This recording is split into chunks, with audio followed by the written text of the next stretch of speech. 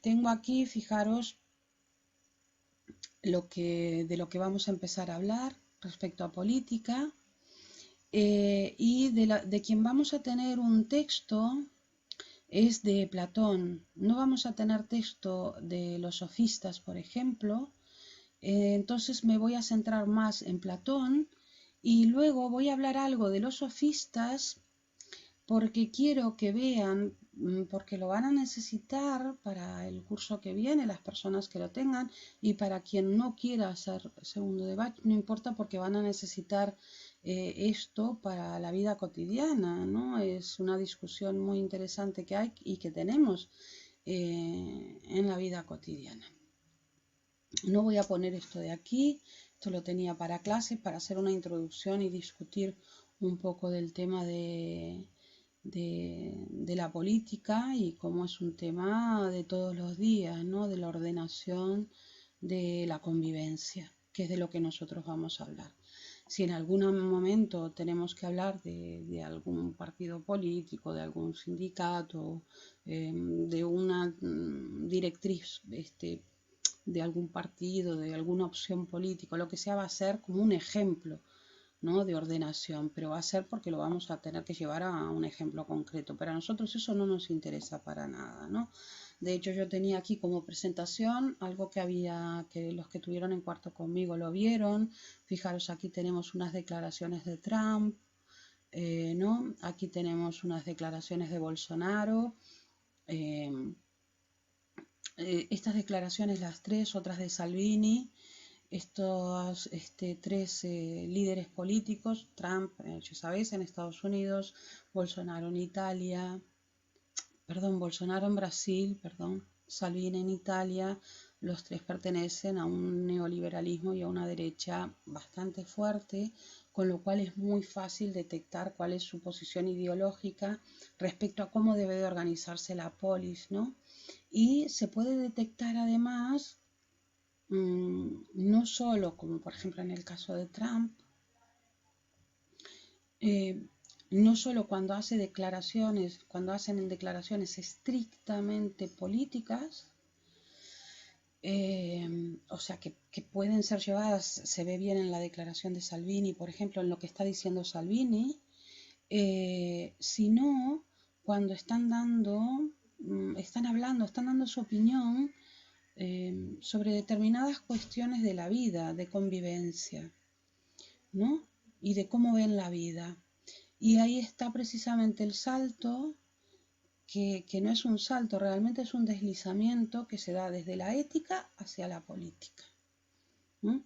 Porque el problema es que son los mismos sujetos los que toman las decisiones. Ya lo visteis cuando estuvimos ahí haciendo ese salto, digo salto así, ¿no?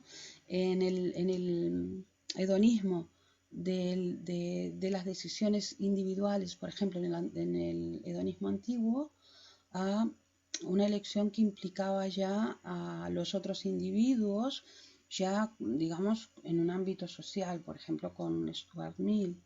Y en la última parte, cuando mirábamos en las éticas de mínimos, ¿no? A Kant, por ejemplo, que veíamos que la decisión era individual en el imperativo categórico, y sin embargo veíamos cómo introducían, digamos, una reflexión ya de tipo social, el tener necesariamente a los otros en cuenta en cuanto que todos somos, digamos, seres pertenecientes a un entramado social, a Habermas, hola Nicky, a Habermas y a Apple, ¿no? Y eso, por ejemplo, se ve aquí en las manifestaciones de Trump respecto a las mujeres, que fue muy famoso, ¿no? Y las declaraciones de Bolsonaro, por ejemplo, respecto a la tortura, por ejemplo, respecto a la homosexualidad, etcétera, ¿no? Pero bueno, no lo vamos a ver. Vamos a entrar, ahora voy a sacar eso de ahí. Vamos a entrar directamente con el tema de la justicia según Platón. Y luego vamos a ver cómo se enfrenta. Yo les diría, si tal, que tomen alguna nota, más que nada para que vean cómo se enfrenta y vean dónde está la relación, porque es importante, no es un mero cotilleo. Yo no, normalmente, además tengo una memoria muy débil para estas cosas, ¿no? De cotilleos, lo leo y no me acuerdo de lo de la vida de las filósofas y los filósofos, ni cuándo nacieron, ni... Bueno, me queda muy poco, ¿vale? De todo eso, fechas y tal, recuerdo muy poquitas. Pero esto tiene una grandísima, lo que os voy a contar, que tiene que ver con la vida del maestro de Platón y cómo el maestro de Platón se enfrentaba a los sofistas, tiene muchísima importancia, se enfrentaba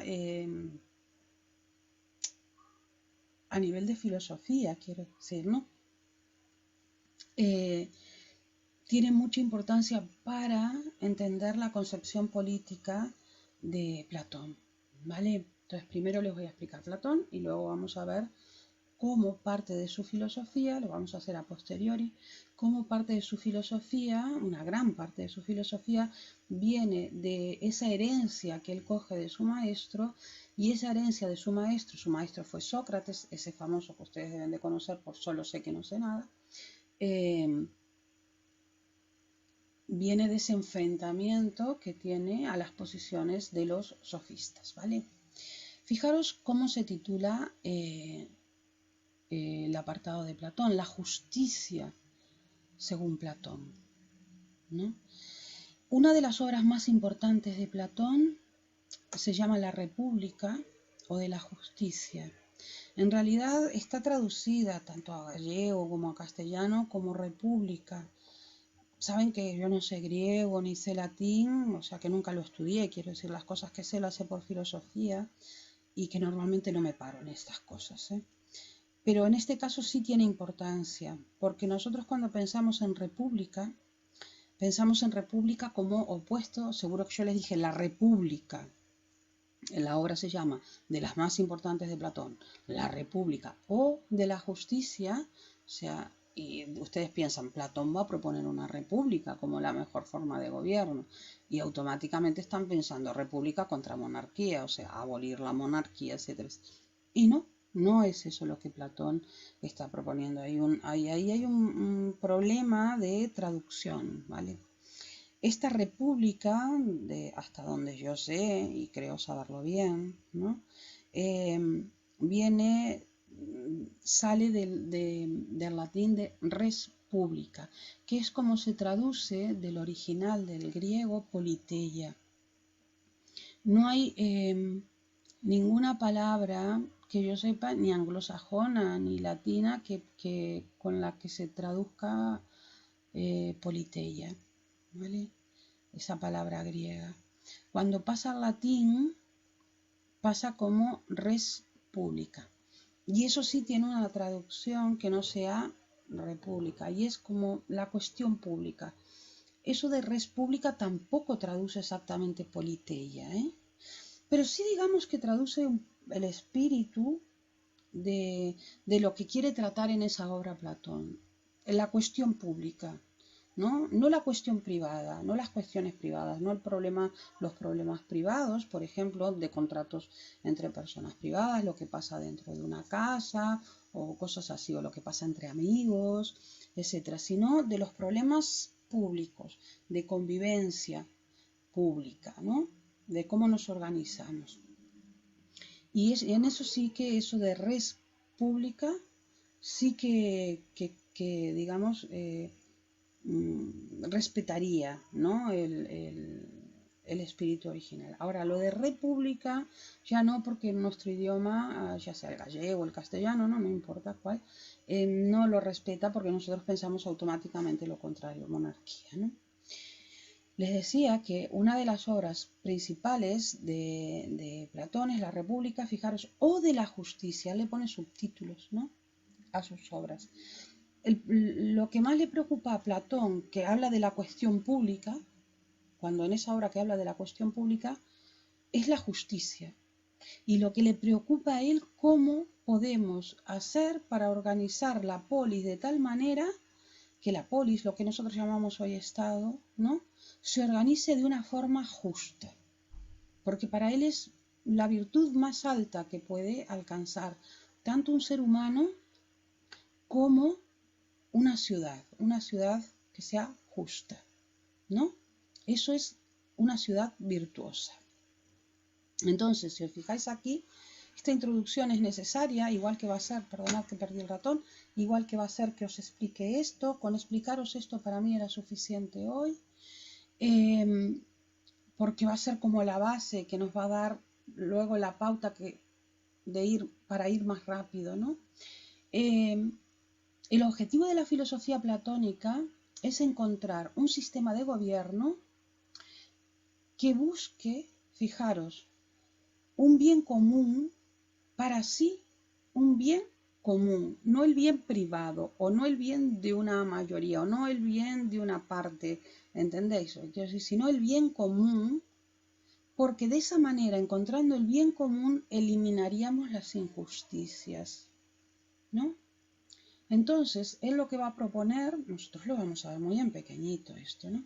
Él lo que va a proponer es que la única manera que nosotros tenemos de conseguir que una sociedad se organice bien, o sea, que tienda hacia el bien común y que por lo tanto de esa manera él entiende que tendiendo en su organización a buscar el bien común elimine las injusticias, veis que para él va junto, ¿no? Es que cada persona cumpla con su deber. ¿Cómo sabemos qué deber tenemos que cumplir cada uno? Bueno, el sistema platónico es un sistema muy clasista, pero no tiene que ver con una cuestión de dinero. Las clases no surgen por una cuestión de dinero, sino por una cuestión de potencialidades, de naturaleza, ¿vale? Para él, la sociedad se compone de 3 clases. Y esas 3 clases están constituidas por personas que van a estar en ellas no por el dinero que tengan, ni siquiera porque hayan nacido en una determinada clase, tampoco es por nacimiento, sino es por la naturaleza que tengan y por las potencialidades que tengan. Las potencialidades para hacer cosas. ¿Para hacer qué? Bueno, aquellos que, digamos, para lo que tengan más potencialidades es para trabajar con cosas materiales, para producir bienes para la polis, o sea, que tengan más potencialidades para ser artesanos. Platón en ese sentido no hacía distingos entre hombres y mujeres, su alumno Aristóteles sí, para ser artesanos, para ser agricultores, comerciantes, no sé, da igual, con artesanos quiero decir trabajar en la carpintería, alfarería, lo que sea, ¿no? Pensad que estamos hablando del siglo quinto, cuarto antes de Cristo, ¿no? Bueno, para cualquier oficio de ese tipo, sino después para trabajar en el campo, ¿entendéis? Para, bueno, trabajar con la materia, ¿no? Esos serían aquellos que pertenezcan, los que tengan potencialidades para eso, pertenecerían a la clase de obreros, artesanos y agricultores. Y se dedicarían a eso. Punto. Serían el pueblo, el demos. ¿Vale? El demos. ¿Y a qué se tiene que dedicar el demos? Pues a lo que os acabo de decir. Zapatero a tus zapatos. ¿A qué se debe dedicar un zapatero? A hacer zapatos. ¿Debe dedicarse a gobernar o a meterse en cosas de gobierno o a opinar sobre cosas del gobierno? No. A lo que tiene que dedicarse es a hacer zapatos. Y alguien que planta la tierra, ¿a qué debe dedicarse? Pues a plantar la tierra. Porque esas son sus potencialidades. Y punto. trabajar con lo material. Es para Platón, hay una valoración en la clase, es la clase, digamos, como más baja, ¿no? La siguiente clase, porque realmente es la siguiente clase, sería la de los guardianes. Aquellas personas que tengan más desarrollada otra potencialidad como seres humanos, que es, digamos, en realidad yo no os voy a explicar esto, pero tiene que ver con las partes del alma en Platón, no sé si lo recordáis. La parte concupiscible, que sería la que está por debajo del diafragma, la parte que se llama irascible o apetitos nobles, que están en el pecho, ¿vale? Y la última, que es la parte racional, que es lo más característico del ser humano. Bueno, pues aquellos que tengan, digamos, mucho fuerza, arrojo, furia, ira, valentía, ¿vale? Hay que potenciarla esa parte precisamente, ¿vale? Y a lo que se deben dedicar es a proteger a la polis. Y entonces se les va a educar para eso. Se les va a enseñar tácticas, estrategias, se les va a educar su cuerpo, etcétera, etcétera. Y se van a dedicar a proteger a la polis, van a ser los guardianes, ¿vale? Y el ejército, punto. ¿Y a qué se van a dedicar? Pues a lo que acabamos de ver, a defender la polis de cualquier enemigo, interno o externo. Es a lo que se van a dedicar. ¿Se van a dedicar a gobernar? No.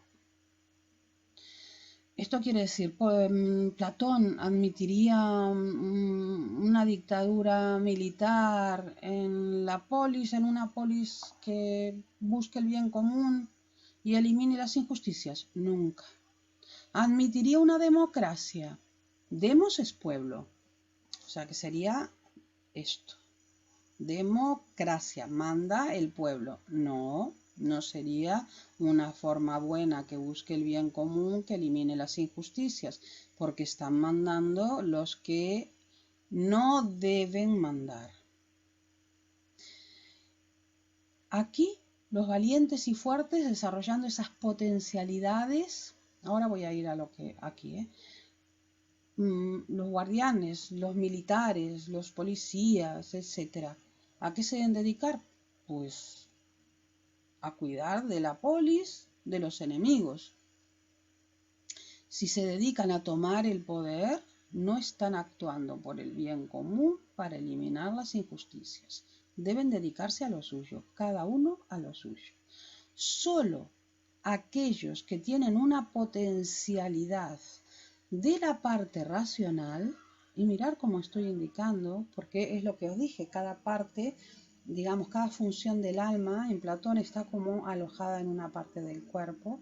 Entonces, aquellas personas que tienen especialmente desarrollada la parte función del cuerpo que está situada debajo del diafragma, van a estar situadas aquí. Es una cuestión de naturaleza, no es una cuestión de dinero y de potencialidad. Los que tienen poco de aquí, mucho de aquí, del diafragma para abajo, ¿vale? Sabéis que el diafragma, músculo que está debajo, ¿no? De las costillas, ¿vale? De aquí.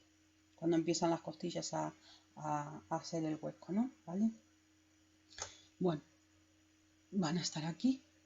Aquellos que para él nosotros guardamos esa simbología, os acordáis que lo hacía en clase, ¿no? ¿Vale? Fuerte, conmigo no te metas, con mi gente no te metas, porque a ver, ya vas a ver lo que te va a pasar. Fijaros eso de defensa, de ataque, no el enemigo, los míos, etcétera. ¿Vale? Los que tengan esta parte más desarrollada, ¿sí? Fuerza, valentía, cuidado, van a estar colocados aquí y aquí sí que va a haber, digamos, una educación por parte del Estado. Y después de seguir muchísimos años de educación, mirar cómo lo estoy metiendo, donde cuenta todo ese plan de educaciones en la República de la Justicia,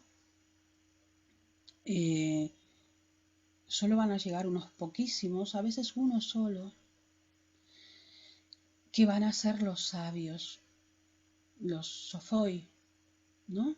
En singular es Sofía, ¿no? Los sofos, perdón. Sofos es en singular, decidme los de griego si estoy diciendo bien, y sofoi en plural.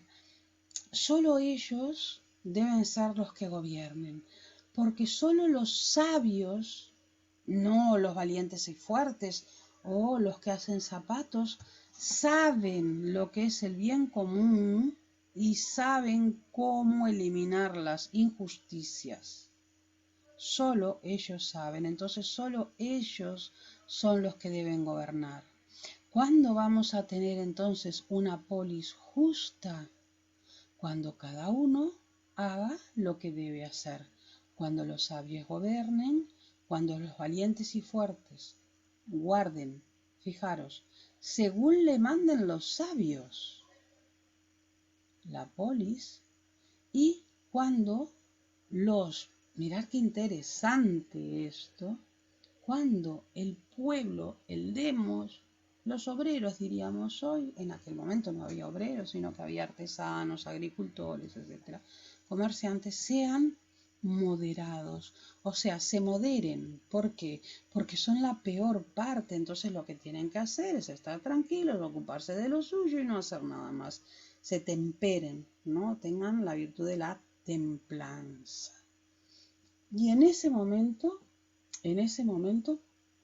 vamos a tener una ciudad bien constituida, una polis bien constituida, porque vamos a tener a alguien que sepa cómo gobernar buscando el bien común para eliminar las injusticias de la polis. ¿Vale? Cuando solo hay una forma buena de gobierno para Platón, que puede tomar, digamos, como dos maneras, ¿no? Pero que sería la monarquía. Vosotros diréis, ¿pero qué pasa con el rey? No pasa nada con el rey, él no está hablando del rey como hablamos nosotros, que es porque si ya les dije que no tenía nada que ver con el nacimiento, ni con el dinero. Porque tú no eres sabio porque tus padres sean sabios, eres sabio porque eres sabio tú. Tú puedes ser muy sabio y tus padres unos soquetes, o al revés, tus padres ser muy sabios, o uno, o yo qué sé, o tus abuelos, o no sé, da igual, o quienes se encarguen de ti. Y tú ser un soquete. Eso es tu potencialidad. ¿Y cómo se desarrolla tu potencialidad? ¿No? Entonces, lo que os decía, mono, acordaros que esto lo hablamos en clase, quiere decir uno. Monarquía es de mono y arqué, que manda uno, arquía, ¿no? Manda uno. Entonces, cuando es un solo sabio, tenemos una monarquía. Y cuando son varios los sabios, tenemos la suerte de que haya varios sabios en la polis. El formato de gobierno es la aristocracia, pero no es la aristocracia de los condes, duques, que son ricos y que andan ahí haciendo cosas. ¿Sí? No. Aristos quiere decir los mejores. ¿Y quiénes son los mejores? Para Platón, los que saben, no los ignorantes. ¿Vale? Y son los que saben lo que es el bien, la justicia, la honestidad, los que tienen que gobernar y no los otros. A ver, ¿lo entendisteis ahora? Salgo de aquí para que me digáis. Bueno, Noa no me contestó respecto a qué hago. Si no me escribes, Noa, no hay problema. Si no me quieres contestar por aquí. Y me decís si entendisteis lo que dice Platón. Podría ir a buscar, si queréis entenderlo mejor, una cosa que les pongo a los de segundo de batch y que si os doy yo el año que viene, que sabéis que eso hasta septiembre no se sabe, lo podéis entender mejor. Si no lo entendisteis, que es de una youtuber de hace años, no tengo ni idea, yo nunca la seguí, di con ella de casualidad nada más, fue la única cosa que vi de ella y di con ella de casualidad. Yo creo que se entiende, sí, se entiende fácilmente. No tenéis, acordaros que no tenéis que estar de acuerdo, solo tenéis que entender cuál es su pensamiento, ¿vale? Entonces, ahora os voy a explicar para que profundicéis un poquito más en este otro pensamiento. Uy, perdón. Bueno, tomad nota por ahí si queréis. Platón era alumno de Sócrates. Bien, ahora vais a ver cómo, os voy a explicar como muy pocas veces las cosas de la vida de un filósofo, ¿no? Platón, digamos que por la familia a la que pertenecía, por su posición social, estaba como destinado, ¿no?, a meterse en política porque él pertenecía a una familia muy influyente, entonces sabéis que eso siempre facilita mucho, ¿no? Y sin embargo, él no quiso intervenir y de hecho nunca intervino en la política de Atenas. Él era ateniense, nosotros ya habíamos hecho el salto de la fisis al nomos, aquello que hablamos en un determinado momento del curso, donde se deja de filosofar acerca de la naturaleza y se hace el giro antropológico, ¿recordáis? Se empieza a filosofar sobre el ser humano. Y pasamos de aquellos lugares que yo les contaba de la filosofía, que no era en Atenas, sino en otros lugares del mundo griego, como por ejemplo en Jonia, ¿no?, que es la actual Turquía, y en el sur de Italia, ¿no? Y ahora no, ahora estamos en Atenas. Entonces, ya les conté algo de esto, cuando empezamos en ética, que no lo olvido. Pasa que muy poquito respecto a ética, ¿no? Ahora voy con la posición política. Platón, les decía, podía haberse metido en política, que tenía todo en bandeja para meterse en política, en una buena posición, además en momentos de democracia en Atenas, que lo podía favorecer, ¿no?, a la hora de decir que, bueno, al tener una buena posición eh, puedes y ser de una buena familia, pues tienes una buena educación y eso siempre te favorece al hablar y todo lo demás. O si no, también cuando estaba la aristocracia, porque él era de una familia aristocrática, o sea que también le favorecía cuando estaba la aristocracia, bueno, estaba favorecido. Y yo decía, él nunca entró ahí. ¿Por qué? Porque siendo él muy joven, bueno, fue alumno de Sócrates, ¿no? Y a Sócrates, yo creo que en algún momento les conté esta historia, ahora voy a referirme a ella brevemente. La polis ateniense, a través de la justicia de la polis, ¿no?, condenó a su maestro, a su adorado maestro, a su admirado maestro, lo condenó a muerte. Lo condenó a muerte, bueno, por estas cosas que pasan. Sócrates, por la forma que tenía de enseñar y de ser ciudadano, de relacionarse y de filosofar. Él filosofaba en la calle, hablando con la gente, y bueno, por su propio método, que era la mayéutica, que tenía una parte de ironía, ¿no? O sea, la parte de ironía, ¿sabéis qué? Cuando una persona es irónica, y al otro, a no ser que tenga muy buen sentido del humor y sepa reírse de sí mismo, molesta a la gente, ¿no? Bueno, mucha gente en Atenas estaba molesto con Sócrates por diferentes razones. Buscaron ahí la manera de acusarlo ante la justicia ateniense, y digamos que aquello, bueno, se les fue a todo el mundo de las manos, por decirlo así corto, ¿no? Porque no voy a explicar todo el proceso. Se les fue de las manos. Yo creo que a todo el mundo, ¿no? Y eso es lo que piensa mucha gente, lo que piense yo, bueno, al fin y al cabo, da un poco igual. ¿Por qué se les fue de las manos? Bueno, porque al final lo acusaron de dos cosas. Sabéis que las penas que a ti te puedan caer depende del delito del que se te acuse, ¿no? Según la legislación vigente, obviamente. Entonces, digamos que las penas que llevaban aparejados los delitos que a él le acusaron era pena de delito de muerte, pena de muerte por el delito, ¿no? En resumen, más o menos lo acusaron de no creer en los dioses de la ciudad, más o menos, es una cosa así. O de ser irreverente con los dioses de la ciudad, algo que para los atenienses no tenía mayor importancia. Usaron los acusadores usaron ese subterfugio, y de corromper a la juventud, porque decían que les llenaba las cabezas a los jóvenes atenienses y que no lo, bueno, le llenaba la cabeza metiéndole cosas así de filosofía por la cabeza y con sus charlas y sus tal, y los sacaba del buen camino, de conseguir una vida buena. Bueno, me llevaría mucho tiempo. Lo podéis leer en cualquier lado esto, ¿no? Y bueno, fue a juicio, aquello Sócrates, bueno, pues en vez de seguir el, digamos, el protocolo judicial que lo podía haber eximido de las penas, pues fue peor aquello, ¿vale? Es interesante, pero no viene a cuento, y fue condenado a muerte, que yo creo que no se lo esperaban, vamos, no, ya vuelvo a decir, no es que yo lo crea. Por lo que se sabe, no esperaba nadie que aquello terminara en esto, ¿no? En pena de muerte.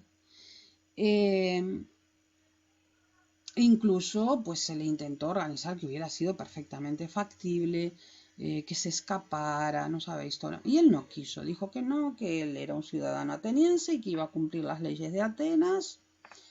Y bueno, como el carcelero final parece ser, por lo que sabemos, no terminaba ahí de animarse a darle el veneno, era muerte por veneno, un veneno que se llama cicuta, es una planta, ¿no? Con C, cicuta, pues dicen que él mismo cogió la copa y venga ya, no sé qué tal, se la tomó y a ver qué hacía para que hiciera efecto más rápido, etcétera, ¿no? O sea, íntegro, ¿no? Ahí hasta el final. Bueno, eso lo marcó profundamente a Platón, murió bajo una democracia. Para Platón fue como un asesinato por parte de la polis democrática, además. Platón corrió el riesgo de ser, digamos, asesinado por una dictadura, una que se llamaba dictadura de los 30 tiranos, y no, porque desobedeció, además, clarísimamente. Bueno, y al final no le pasó nada. Y Platón quedó profundamente marcado por esto, quedó profundamente marcado eh, por la política ateniense, por la política ya concreta, quiero decir, ¿no? Ateniense, no por esta política, digamos, de orden superior que yo les estoy hablando, por la política concreta ateniense, por lo que hacían los atenienses, por la democracia ateniense, bueno, y no quiso intervenir nunca, nunca en política ateniense. De hecho, sí intervino, pero en otro lugar, y esa es otra historia. Les estoy introduciendo entonces a Sócrates, su admirado, su adorado maestro. Sócrates se oponía, y Platón lo vio porque fue su alumno, a estos que tenemos aquí, ¿vale? A los sofistas, ¿sí? Los sofistas no eran atenienses, ¿vale? Eran extranjeros. Y esto es importante que yo se los comente, porque va a ser importante, yo creo que se los comenté en su momento, no recuerdo si en clase o en una clase online, en una presencial o una online, porque Sócrates no había salido nunca de Atenas, y los sofistas venían de fuera. Vosotros diréis, ¿qué más da? No da igual. No es lo mismo haber visto mundo que no haberlo visto. En principio, ¿vale? A veces son de mente más cerrada.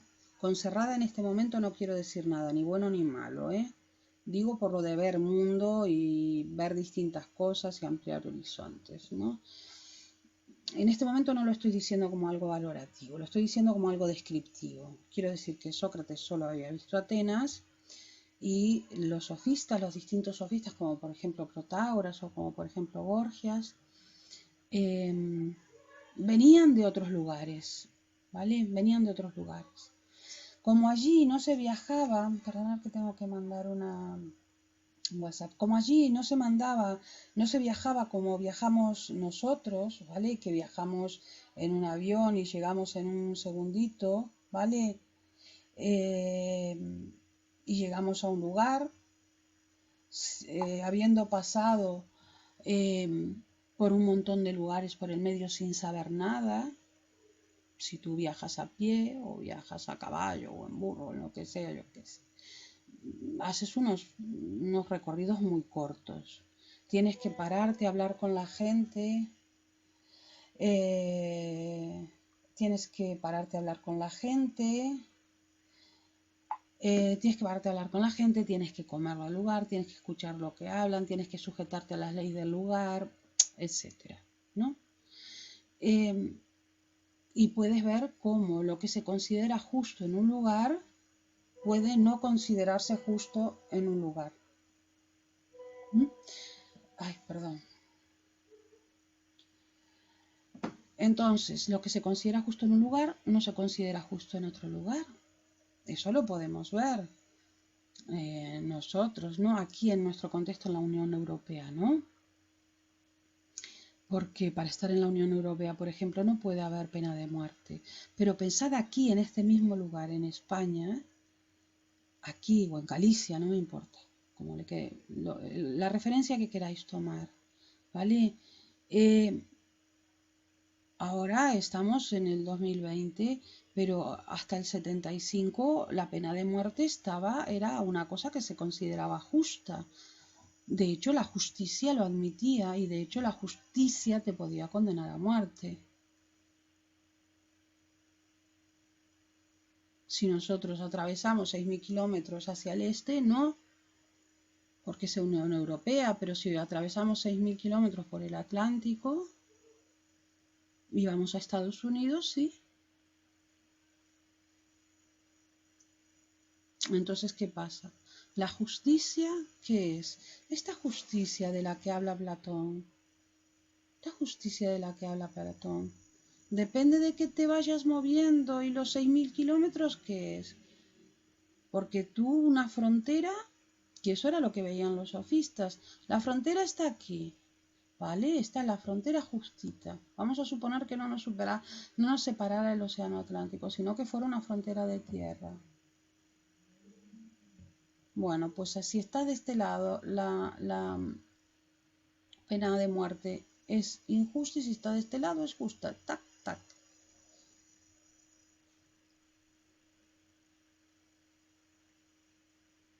Un año para aquí, injusto, de un año para allá, es justa. Sócrates y los sofistas tuvieron este problema, ¿vale? Tuvieron este problema y enfrentaron estas dos concepciones. Por un lado, Sócrates, acordaros que Platón es el seguidor de Sócrates, ¿vale? Platón es el seguidor de Sócrates. Por un lado, Sócrates pensaba que no, que la justicia no era algo relativo. Y Platón lo siguió. Lo que pasa que Platón lo que hizo fue profundizar en el tema, ¿no?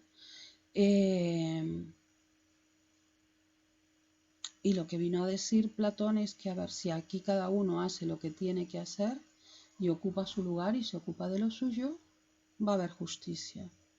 Punto. Esto no es relativo. No depende de. Ya está. Hace todo un estudio, quiero decir, para llegar hasta ahí, ¿no?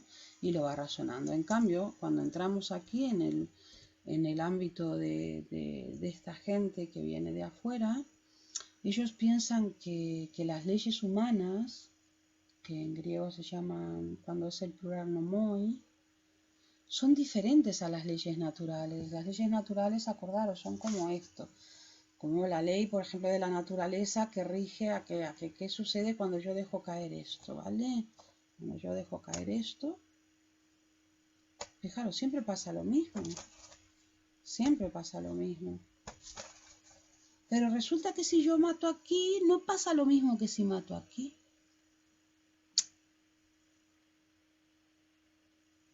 Entonces ellos dicen, cuidado, las leyes humanas no son igual que las leyes naturales. Las cosas no son siempre iguales y sin discusión, sino que son relativas y convencionales. ¿Qué quiere decir convencionales? Lo de convención yo estoy segura de que lo hablamos en alguna ocasión también, que cuando ustedes, porque me veo hablando de esto en clase, yo no sé si ustedes lo recuerdan, pero yo sí lo recuerdo. Cuando ustedes, que les decía, cuando ustedes piensan en convención, piensan en una convención de médicos, una reunión de médicos, etcétera. pero también tiene otro sentido. Nosotros convenimos en que tal día me dan la segunda vuelta del comentario. Eso quiere decir que nos ponemos de acuerdo. Y la cuestión es clara.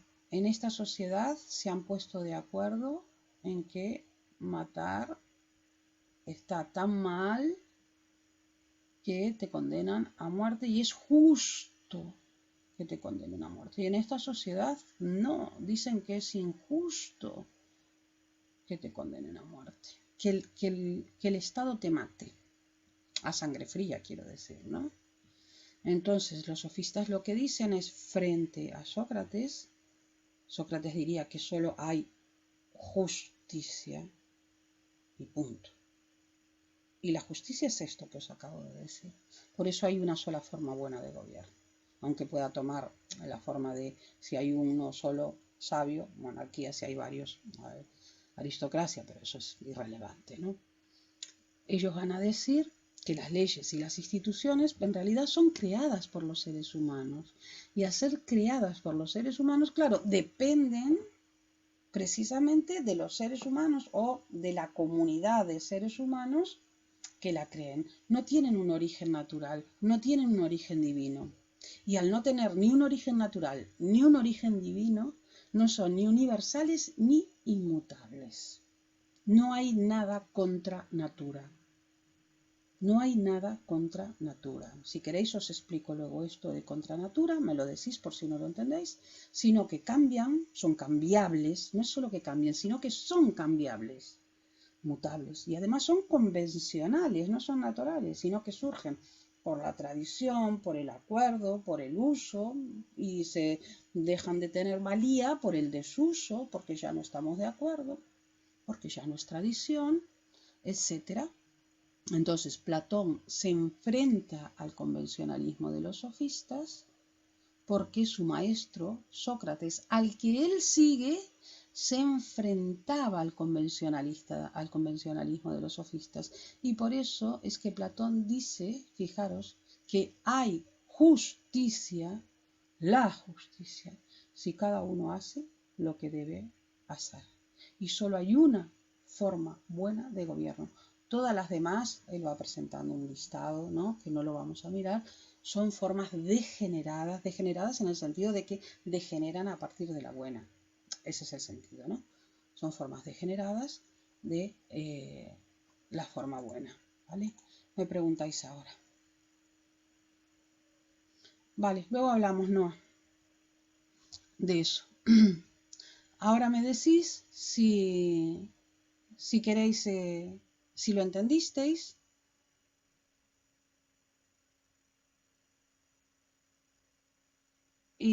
O si necesitáis algo o lo que sea.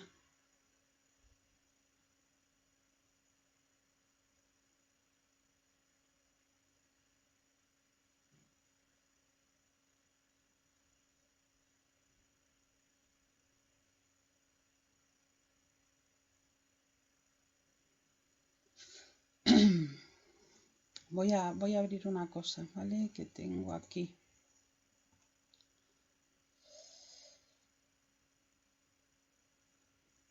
Esperar que le quite.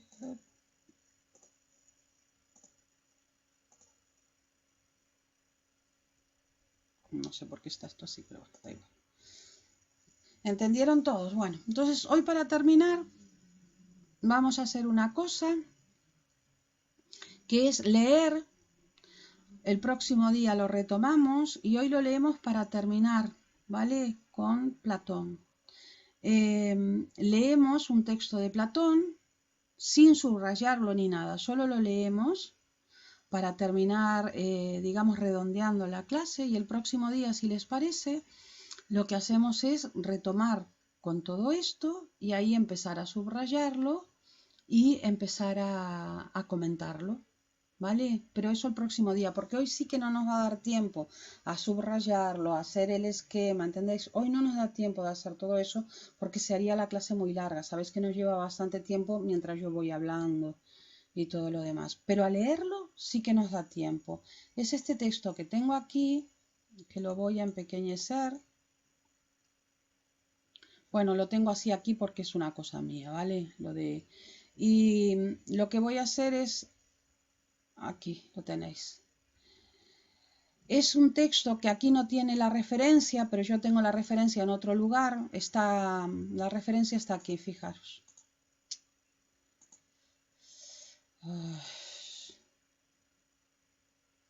Está aquí, es La República, libro cuarto, es un texto de la Ciuga, ¿vale? Es un texto de selectividad del año que viene, del curso que viene para ustedes. Si se fijan, yo lo que hice para traerlo para ustedes, olvidaros de estas preguntas de aquí, esos son códigos míos, ¿eh? Esto que hice aquí fue quitarlo para adaptarlo para aquí, ¿vale? Veis que son textos, ejercicios y textos, perdón, para esto, para racionalidad práctica, ética y política, y están adaptados para ustedes. Y le quité unas cosas que no nos servían para nosotros, para esto de aquí. Y ya hay unas partes subrayadas, pero que no tienen colores, ¿vale? Eso lo vamos a hacer el próximo día. Entonces, empiezo a leerlo con ustedes y van a ver cómo lo que vimos está sacado de aquí, ¿vale? Pois o que establecemos dende o principio que debía facerse en toda circunstancia, cando fundamos a cidade, porque yo les decía que en la República él intentaba ver cómo se podía conseguir tener una ciudad justa, por eso está hablando de cuando fundamos la ciudad. Él está imaginándose, bueno, vamos a fundar una ciudad a ver cómo lo hacemos. Está hablando de eso. Segundo a miña opinión, é a xustiza ou unha especie desta, o sea, vamos a hablar de la justicia, porque si os pongo todo lo anterior os vais a perder, ¿vale? Entonces, tened confianza que de lo que vamos a hablar es de la justicia, ¿vale?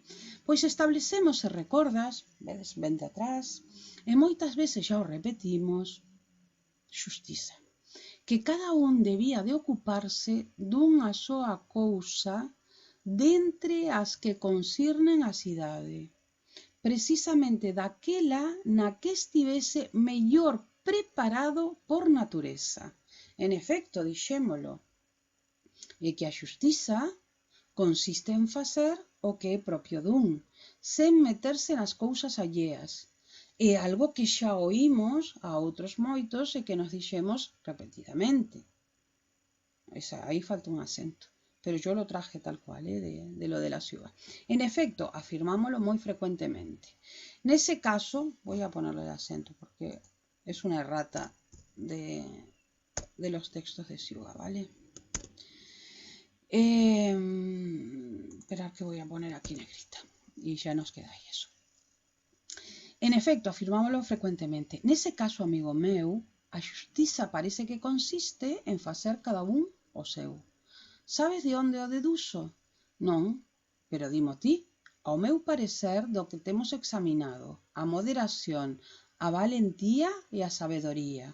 O que resta por ver na cidade é o que dá a todas aquelas calidades a capacidade, yo creo que aquí lleva acento porque dar es diacrítico, despois me decís si lo puse mal, dá a todas aquelas calidades e capacidades de nacer e unha vez nacidas, permítelles conservarse mentras permanezan elas, e xa dixemos que se encontrábamos as tres, a xustiza sería que restase, entón, moderación, valentía e sabiduría, e o que resta por ver, que dá a todas esas calidades, a moderación, a valentía, a sabiduría, a capacidade de nacer, e que lles permite conservarse, etcétera, etcétera, e que se encontrábamos as tres, entón tiñamos a xustiza, o que dixe, si cada un fai o que ten que facer, non? Si cada parte é moderada, valente e sabia, temos unha cidade xusta.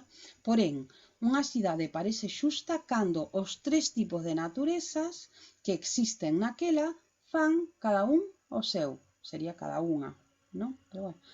E pareceunos moderada, valente e sabia a causa de algunhas outras afeccións, que decir, calidades, vale? E hábitos deses mesmos tipos de naturezas. Eu creo que se entende así, a primeira vista, eu creo que se entende.